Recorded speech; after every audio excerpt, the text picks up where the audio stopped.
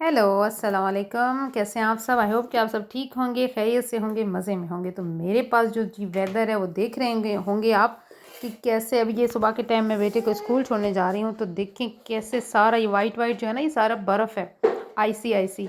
ये गाड़ियों पे बर्फ़ जमी हुई है। तो थोड़ी देर बाद धूप निकलेगी तो ये मेल्ट हो चुका होगा, लेकिन ये प्रॉपर बर्फ़बारी स्नो फॉलिंग अभी तक स्टार्ट नहीं हुई है। जस्ट ये जो रात को ड्यू वगैरह पड़ती है और जो शबनम पड़ती है, ये वो जम सी गई है, हवा भी से जमी हुई है, बहुत ठंड है। तो जब बच्चों को वापस लेकर आती हूँ तब 3:30 बजे ही ऑलमोस्ट मगरिब हो चुकी होती है, 3:30 बजे अंधेरा शुरू हो जाता है। तो लेकिन फिर भी यहाँ की जो लाइफ है वो वैसे की वैसी चलती है, कोई फ़र्क नहीं पड़ता, स्नो फॉलिंग हो जाए, गर्मी हो जाए, जल्दी धूप निकले, जल्दी अंधेरा छा जाए, कोई फ़र्क नहीं पड़ता। यहाँ पे लाइफ वैसे ही रहती है। फैसिलिटीज़ बहुत ज़्यादा होती हैं, तो किसी को कुछ फ़ील नहीं होता है कि हाय ये हो गया वो हो गया। तो देख सकते हैं आप। अभी थोड़ी देर में मैं आपको धूप का भी लिख दे, जब धूप निकलेगी तब मैं वो भी बताऊंगी। तो बात करेंगे कुछ मौसम की और कुछ काम की। तो मैं आज आपको बताऊंगी लिथुआनिया के बारे में।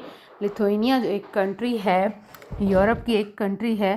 तो कल मेरी यहाँ पे मेरी एक दोस्त है, लिथुआनियन है, जिगी नाम है उसका। सो मैं उसके साथ बैठी हुई थी, वो अपनी कंट्री के बारे में शेयर कर रही थी, बहुत सी बातें बता रही थी। तो मैंने सोचा मैं आप लोगों से भी शेयर कर दूं लिथुआनिया के बारे में।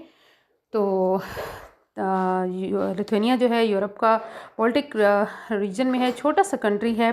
पहले रशिया के अंडर होता था ना ये कंट्री। तो जो है 1990 में ये जो है रशिया से इसने आज़ादी ली थी।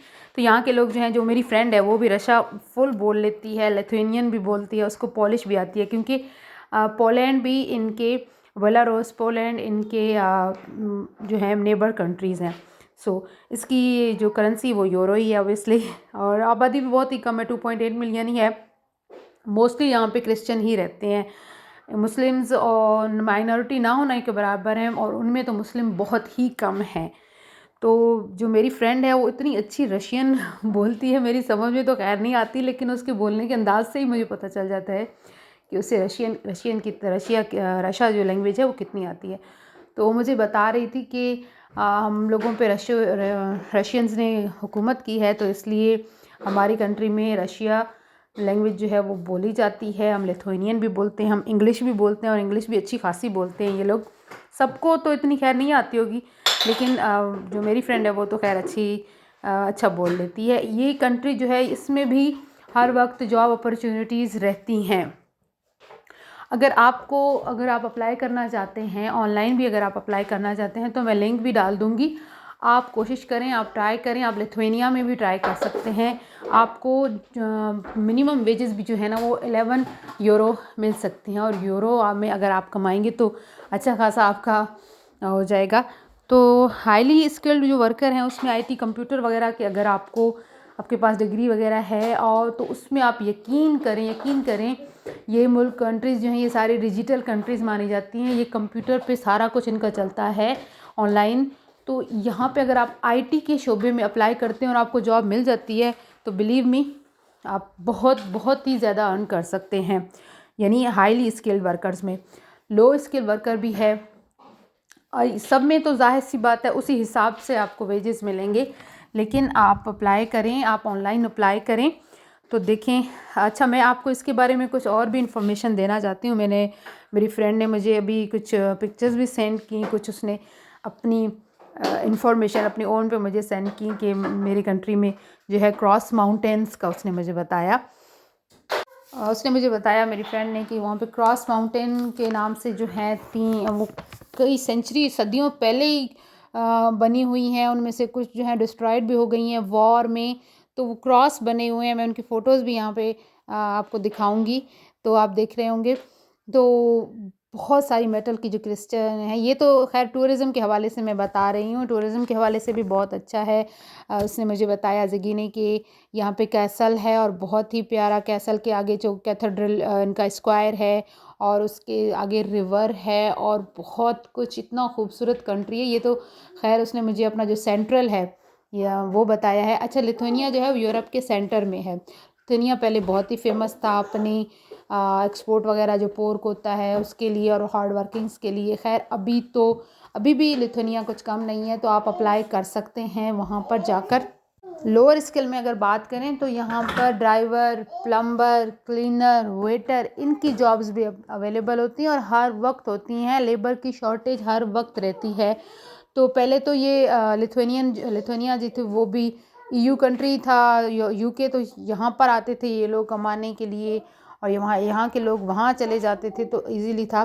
तो खैर अभी जो ब्रेग्जिट हुआ है उसके बाद तो खैर इनको वीज़ा की ज़रूरत पड़ती है, लेकिन खैर उन पर अब भी as compare to our countries, Asian countries, इन पर इतनी रिस्ट्रिक्शंस नहीं हैं। फिर भी ये EU कंट्री वाले जो कंट्रीज़ हैं, EU में जो कंट्रीज़ हैं, उन पर इतनी रिस्ट्रिक्शंस नहीं हैं।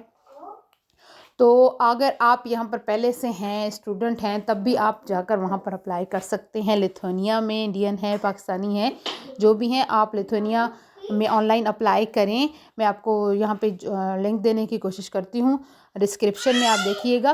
तो आप अप्लाई करें वहाँ पर। लो स्किल में करना चाहते हैं उसमें करें, हाईली स्किल्ड वर्कर में करना चाहते हैं आप उसमें करें। आप बहुत ही अपॉर्चुनिटीज़ हैं, यानी कि आपको या अगर 100% अप्लाई करते हैं तो उसमें से 80 to 90 को जॉब मिल ही जाती है। तो आप ट्राई करें, बेटर लक, हो सकता है मिल भी जाए, ट्राई करने में क्या हर्ज है। तो लिथुआनिया बहुत ऐसी कंट्री है। मेरी फ्रेंड ने मुझे कहा कि आप जाओ वहाँ पे विज़िट करने। मैंने कहा खैर मैं तो अभी UK आई हूँ, तो मैं पहले UK में मुझे सेटल होना है, फिर मैं आपकी ज़रूर जाऊँगी आपकी कंट्री देखने। अच्छा जी, तो मैं एक बात हमेशा कहती हूँ ड्राइविंग का, लिथुआनिया में भी ड्राइविंग इंटरनेशनल, अगर आपको हैवी जो ट्रक्स वगैरह होते हैं, हैवी अगर व्हीकल्स की आप ड्राइविंग करते हैं तो आप उसमें अप्लाई करें तो उसकी पैकेज भी बहुत अच्छी होती है। यानी क्योंकि ये जो कंट्रीज़ हैं, ये जो EU में कंट्री हैं, छोटी छोटी कंट्रीज़ हैं, बेलारूस है, पोलैंड है, एस्टोनिया है, लिथुआनिया है, ये सारे आपस में बाय रोड कनेक्ट होते हैं। यहाँ पर बस सर्विस भी होती हैं, लोकल बसें जैसे नहीं चलती हैं हमारी कंट्री में, तो ये बसें ही एक कंट्री से दूसरी कंट्री में आराम से इजीली ट्रैवल करती हैं। लोकल भी लोग आते जाते रहते हैं। तो अगर आप हैवी ड्यूटी जो ट्रक्स वगैरह होते हैं जो गुड्स को ट्रांसपोर्ट करते हैं, तो अगर आप उसके ड्राइवर के लिए अप्लाई करते हैं और आपके पास इंटरनेशनल ड्राइविंग लाइसेंस भी है, तो आप मेरे ख्याल में वहाँ पर UK का जो ड्राइविंग लाइसेंस है वो भी अप्लाई करता है, काम करता है, चल जाता है। तो आप उसमें अच्छा खासा पैकेज मिल जाना है। इंटरनेशनल अगर आपको मिल जाते हैं, शिफ्ट्स मिल जाती हैं इंटरनेशनल, अगर आप गुड्स पे चले जाते हैं, कहीं सामान को इधर से उधर ले जाना होता है, तो उसमें भी यकीन करें बहुत ही अच्छी पैकेजेस मिल जाती हैं आपको, अच्छी खासी आपकी अर्निंग हो जाती है। ये अगर आप सऊदीया वगैरह में या इस तरह दूसरी कंट्रीज़ में अगर आप हैवी ड्यूटी ट्रक्स का काम करते हैं तो आपके लिए आसान रहेगा। हाँ, ये मुश्किल है, यहाँ पे आपको काफ़ी वीक्स लग सकती हैं, आपको काफ़ी डेज़ लग सकते हैं एक जगह से दूसरी जगह, क्योंकि आपको थ्रू आउट द यूरोप घूमना हो सकता है, क्योंकि आप कभी किस कंट्री में जाते हैं, कभी किस कंट्री में जाते हैं। ज़ाहिर है हैवी ड्यूटी गुड्स होते हैं तो वो ज़्यादा दूर के लिए होते हैं, तो कभी आपको दिन भी लग सकते हैं, हफ्ते भी लग सकते हैं। बट ज़ाहिर सी बात है, आप अपनी कंट्री को छोड़ कर आते हैं तो आप मेहनत से नहीं घबराएंगे, तो आपको मेहनत करनी पड़ेगी।